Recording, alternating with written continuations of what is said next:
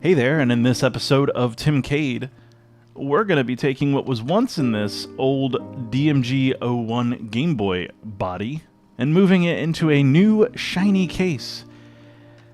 This Game Boy I got off of an auction site, and unfortunately it didn't work when I got it, and I wasn't sure why, but that's one of the things that we dig into in this video, and I'm really excited to share with you the progress and the awesome final reveal of the new system in its new shell glory. So stick around and let's get this thing swapped out. Here it is, the original Nintendo Game Boy. This thing is awesome and so iconic. This is my Game Boy that I got in an auction, and I'm actually going to be taking this thing, and we are going to do a little project today, and that project involves this box. Now, what's this box? Well, this box contains a replacement shell for said Game Boy. Ooh. With all the tools that requires, including a bezel and replacement bits. So you can see, I'm going to go ahead and take this out. We're replacing it with a snazzy color. I went with a chromatic color change style, a chameleon paint, as you will. And it goes from purple to blue. You can kind of catch it in the video there. When the light hits it in certain ways, it changes color. I like purple and I like blue. And this case really jumped out at me.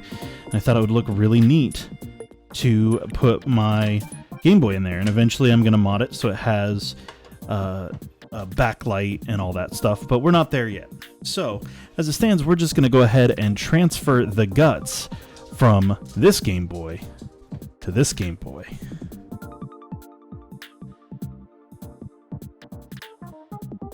Okay, so let's go ahead and open up our packaging and see what we get in here. So this is the bag that has all the accessories and little bits and bobs for doing the actual changeover. Even has new metal shielding and everything, which seems really nice. There's that replacement bezel. That looks really good. Nice reproduction. Looks like we have some replacement buttons and such to go with the color scheme change. And then all the screws and whatnot that goes along with that. And of course the replacement D-pad and start and select. So the problem that I run into before we get started is that my little Game Boy does not work, does not power up. And to show you what happens, I'll go ahead and we'll put some batteries in it and see what happens. So let's go ahead and pop that open. It doesn't seem to fit well, which was one of the things that bothered me. It fits way more snug than I've ever remembered them sitting, so I'm wondering if that backplate was a replacement at some point in time.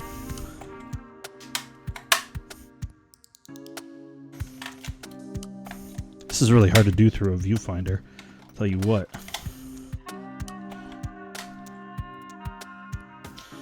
Alright, so you can see no juice, no dice, and these are brand new batteries.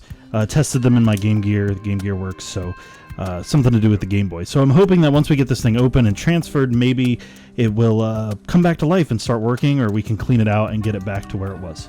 So let's go ahead and pull out those batteries, and let's begin the process.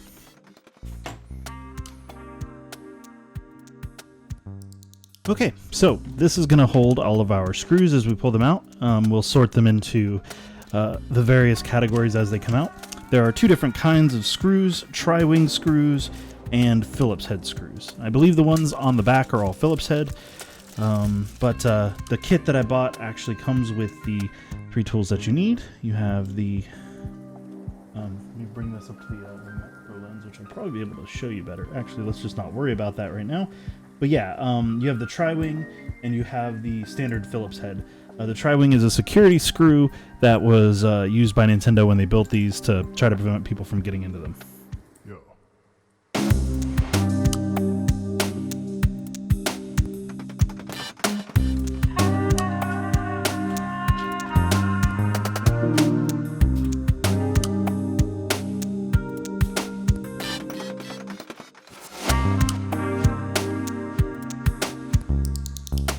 Okay, so now we've gotten the front and back detached from each other. The next step is to gently separate or remove the ribbon cable from the front half and back half to disconnect the two. And apparently it's very, very sensitive, so I'm going to take my time with this and fast forward as needed.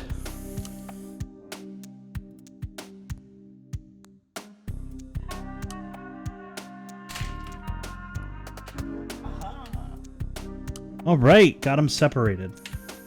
Whew, that was risky and delicate. Anyways, so the two pieces are now completely separated. So we have the front here, we have the back here. So the front motherboard has 10 screws and the back one has 4. So now what we're gonna have to do is work on separating the two pieces from the old shell. I want to make sure I keep these just in case I need them. So that's the power toggle button, as well as the link port cover.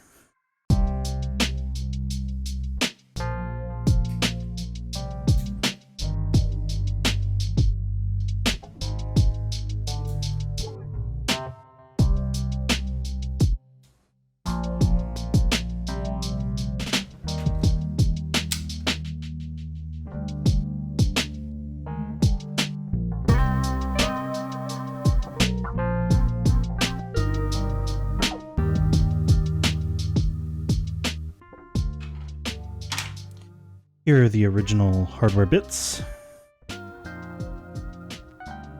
the front. And there's the front of our case. Now, we're not going to throw this out. I'm going to keep this. I may do something with it in the future. I don't know yet. But yeah, so for now, this is going to go ahead and stay as is. Now, let's do the back.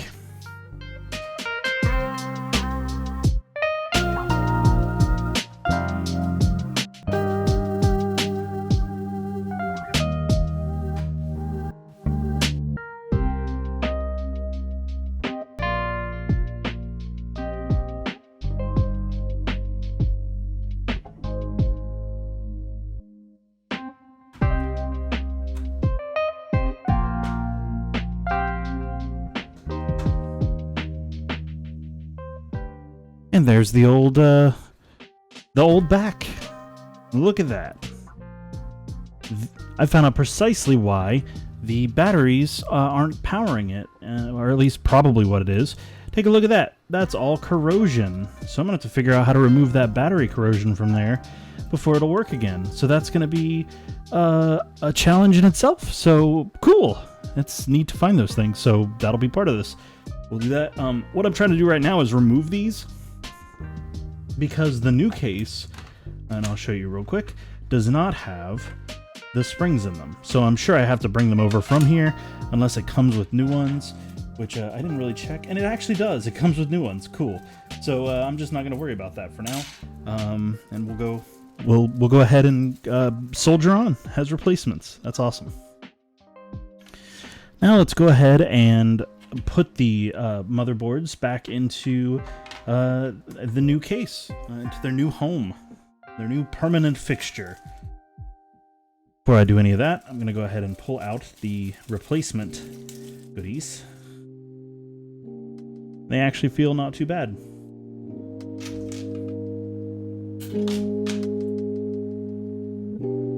wanted to call you early and say Happy New Year's before I get too black out or brown out or one of the browns. I mean out. Whatever. Love you, kid. Bye.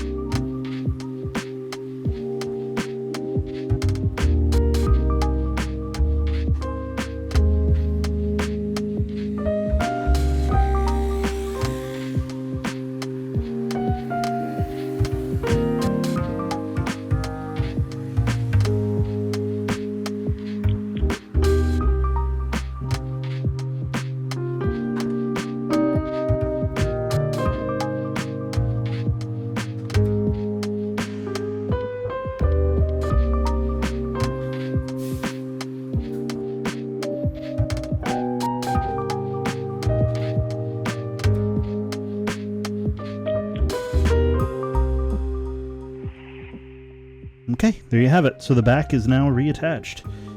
We got our volume wheel, we got our link cable, we got our headphone jack, all the things. Headphone jack doesn't really line up great. Oh, that's the DC power. My mistake. It lines up okay. All right, so the next step is to get these two halves back together and then put in the last bits and bobs. Okay, so just realize that I'm going to need to actually get back there because I forgot to put the shielding on it, and that needs to be there before anything else. So I need to remove the back motherboard again, put this in place, and then we'll put it all back down. So here we go.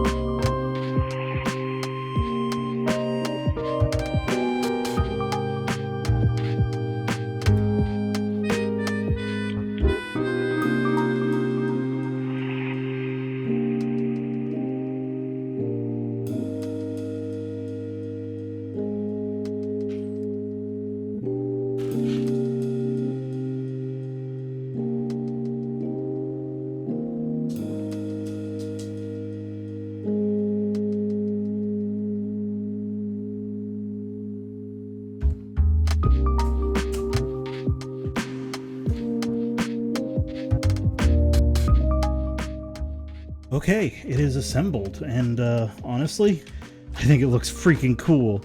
I'm pretty excited about it. It looks very nice blue, and at certain angles, very royal purple. I love that. Overall, the case went together pretty easily. I'm going to do the test now. I'm going to go ahead and put the batteries in. We'll see if it powers up with the replacement of those connectors in the back.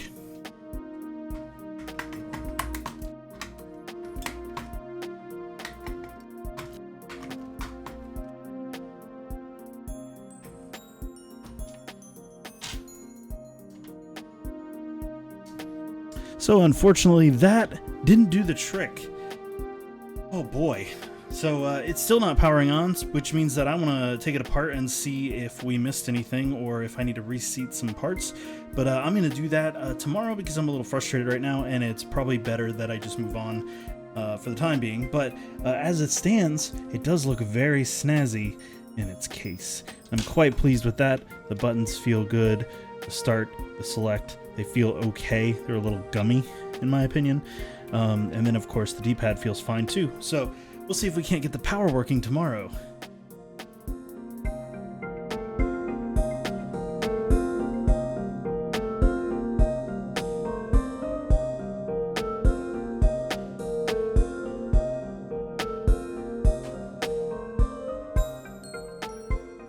Okay, so it only took a little bit of wiggling of the batteries. I guess they were loose in here, and I found out there's some corrosion on the integrated contacts. So if you look here, this contact specifically has some corrosion on it, and that's what was causing the issue.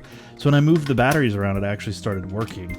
So the issues have been resolved, and I mean, it's the next day, and I took a break and recentered myself before I decided to tackle it, but here it is. Oh my goodness. Hey, okay, so we have a functioning Game Boy, so why don't we test it with a game?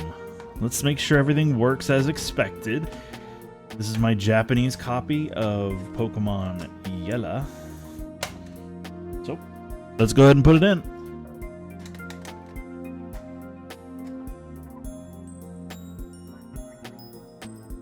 Nope. Need to reseat it. A little dusty, obviously.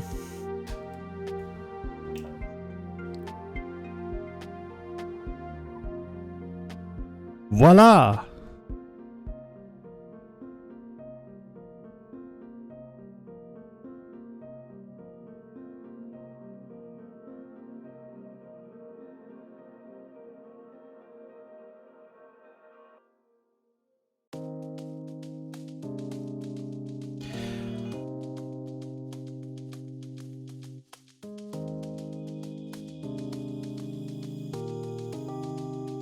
So you can see that there are some lines damaged. I'm gonna have to replace this whole thing, but for now, let's go ahead and put on what they call the lens, which is the bezel that goes around the outside. I'm actually gonna order a replacement lens that actually matches the color scheme better. But in the meanwhile, we'll go with this, and once I am able to afford ordering a new LCD for it, we'll do another video on this. But for now, let's go ahead and get this thing attached.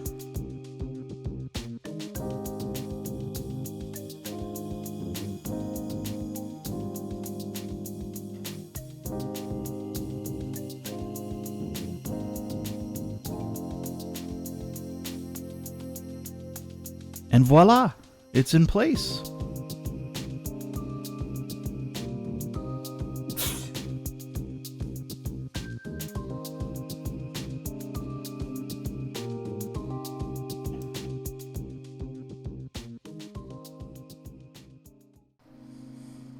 So all in all, a very successful transformation from the original gray body to this nice chameleon paint style blue to purple color shift case, and everything seems to be in order. I'm not a fan of how the start button sits. I think that it's a little bit looser than I'd like it to be. So when I go in to replace the LCD with a backlit variant that will fix the line issues, we'll go ahead and we'll fix the button issues that we're experiencing, and finalize the design, and perhaps get another lens or bezel here to replace the gray, the default gray, to match the body a little better. So this is it, and I'd like to actually get some stickers to bring it in line with the traditional Game Boys. So a serial number sticker can go there, and then the support sticker can go on the bottom. So I'm pretty excited to finalize it. It's going to take me a little while because of funds.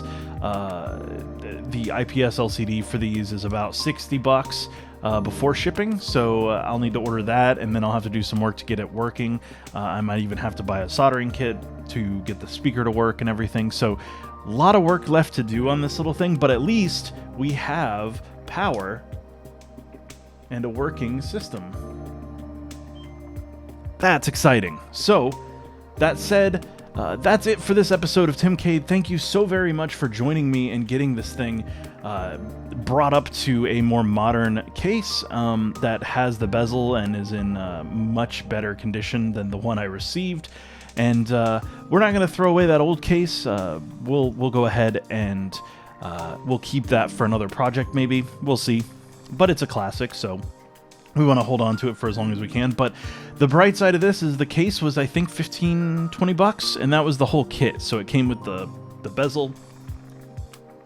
It came with it actually came with a plug for the link cable. Came with replacement buttons, D-pad, and start and select buttons. All in all, a really nice little kit, and it looks really good, especially because of the fresh contacts that they provide in the battery case and everything. It's really, really nice, and I love the colors. So if this is something that you're looking to do, it's really not challenging. It took me about an hour of fiddling around to get this thing to work as I expected it to, but after all was said and done, pretty cool little mod, and it works now. It went from a non-functional unit to a functioning one in the new case, so very exciting. But if you did like this video, please make sure you hit the thumbs up and subscribe to the channel for all of my future videos that I do with fun things like this. I have a ton more gaming related content that I want to do, as well as some non-gaming stuff like replacing the battery on an old second gen Kindle. So why don't you join me by hitting that subscribe button, ring that little bell as well. It'll let you know every time I post a new video. And with that said, thanks for joining me, and we'll see you next time on Timcade.